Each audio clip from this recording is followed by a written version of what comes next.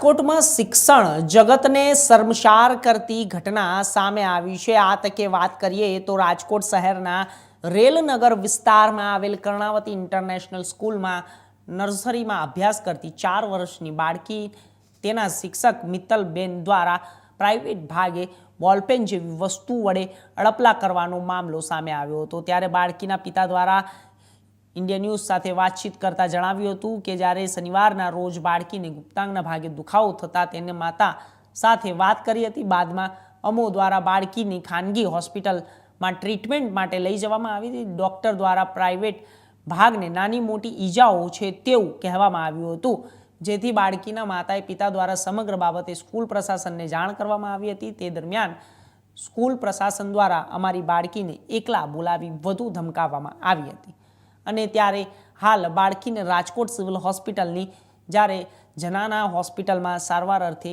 દાખલ કરવામાં આવી છે અને આ તકે કર્ણાવતી સ્કૂલના એડમિન ભૂમિત ડોબરિયા દ્વારા ઇન્ડિયા ન્યૂઝ સાથે વાતચીત કરતા જણાવ્યું હતું કે અમારી ઉપર બાળકીના પિતા દ્વારા આક્ષેપ લગાડવામાં આવ્યા છે તે તદ્દન પાયાવિહોણા છે। અમે બાળકીના પિતા અને માતાને સમગ્ર ઘટનાના સીસીટીવી પણ બતાવ્યા છે। જે દિવસે ઘટના બની હતી તે દિવસના પણ અમે સીસીટીવી બાળકીના માતા પિતાને બતાવ્યા છે। સાથે જ અમારી સ્કૂલને બદનામ કરવાનું કાવતરું કરવામાં આવ્યું છે અને આ કાવતરા પાછળ કોણ છે તેની અમને હાલ હજુ સુધી જાણ નથી।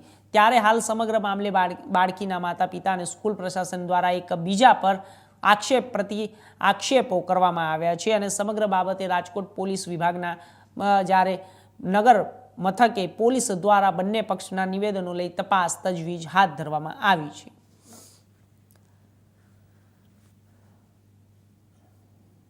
તમે ગંભીર આક્ષેપ કર્યા છે રાજકોટની સ્કૂલ ઉપર, કઈ સ્કૂલ છે, તમારી બાળકી સાથે શું સમગ્ર બનાવ બન્યો? સ્કૂલનું નામ કર્ણાવતી ઇન્ટરનેશનલમાં મારી બેબી સ્કૂલમાં અભ્યાસ કરે છે। શુક્રવારે 11 તારીખે એણે દુખાવાની ફરિયાદ કરી હતી નીચેના ભાગે વાઈફને, પણ તે દિવસે વાઈફને ખબર ના પડી એટલે એને બીજે દિવસે પાછી સ્કૂલથી આવી ને શનિવારે 12 તારીખે તરત પાછી ફરિયાદ કરી। એણે જાતે એને પેન્ટ ઉતારીને કે આ મમ્મી મને આવું થયું છે, તો વાઈફે ચેક કર્યું તો એમાં પ્રવાહી જેવું ચીકણા પદાર્થ હતું ને સફેદ પદાર્થ હતો। તો એને વાઈફે ચેક કરીને પૂછપરછ કરી તો એ સતત એનું મેડમનું નામ આપે છે કે મેડમે આ રીતે મારી સાથે કર્યું છે।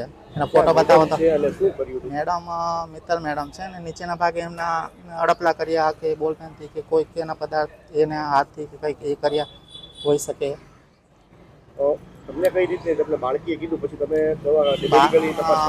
હા એટલે જ્યારે ખબર પડી એટલે એ જ દિવસે શનિવારે 12 તારીખે એને સાંજે ચંદ્રાણી હોસ્પિટલમાં રિપોર્ટ કરાવ્યો ને ત્યારે બીજે દિવસે રિપોર્ટ નહોતું પણ ત્યારે બંધ હતું એટલે અમે અમૃતામાં પાછા ચેકઅપ માટે લઈ ગયા। અહીંયા ડૉક્ટરે દવા આપી અને સોમવારે પાછું ફરીથી અમે એમને પ્રિન્સિપલ મેડમને કમ્પ્લેન માટે ગયા કે ઓગિયામાં આ બેબી આવી કમ્પ્લેન કરે છે, તો એમણે કીધું કે અમે જે ઓગિયા છે એ તપાસ કરીને કહીશું।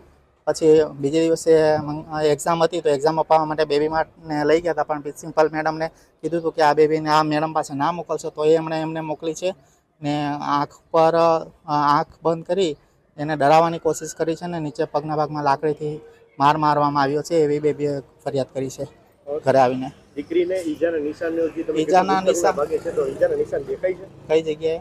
ગુપ્તાંગના ભાગે તમે કીધું બોલપેન ઉતારવાનો પ્રયાસ કર્યો, ઈજાના નિશાન નથી, પણ એને જે ડોક્ટરે કહ્યું તો રેડ એને માર્કિંગ કરી આપ્યું ને એના ઉપર એને માર્કિંગ કરીને રિપોર્ટમાં લખીને આપ્યું છે। એ અમે એને સ્કૂલમાં અમને રજૂ કર્યા હતા। હાલ અત્યારે બાળકીની તબિયત કેવી છે, ક્યાં દાખલ કરવામાં આવી છે? અત્યારે સિવિલ હોસ્પિટલમાં દાખલ છે ને અત્યારે તબિયત સારી છે। ડૉક્ટર આ જે સ્કૂલના સંચાલકો છે તેમને અમારી સાથે વાત કરતા એવું કહ્યું કે અમે જે આમાં છે તદ્દન અમારા પાયાવિહોણો આક્ષેપ છે અને અમે જરૂર પડીએ તો પોલીસને સીસીટીવી પુરાવો આપવા પણ હા, તો એ પોલીસ તપાસનો વિષય છે। એના માટે જ અમે પહેલાં એના માટે જ કમ્પ્લેન કરવા ગયા હતા, પણ જો યોગ્ય તે સમયે કાર્યવાહી કરી હોત તો અમારે આ કઈ વસ્તુ કરવાની જરૂર ના પડે। હવે શું માનો છો, કેવા પગલાં લેવા જોઈએ? જે દિવસથી ફરિયાદ થઈ છે એના અગાઉના સીસીટીવી બી ફૂટેજ પર ચેક થવા જોઈએ। બીજા કોઈ બાળકો સાથે આવું કૃત્ય થયું છે કે નથી એ તપાસ થવી જોઈએ।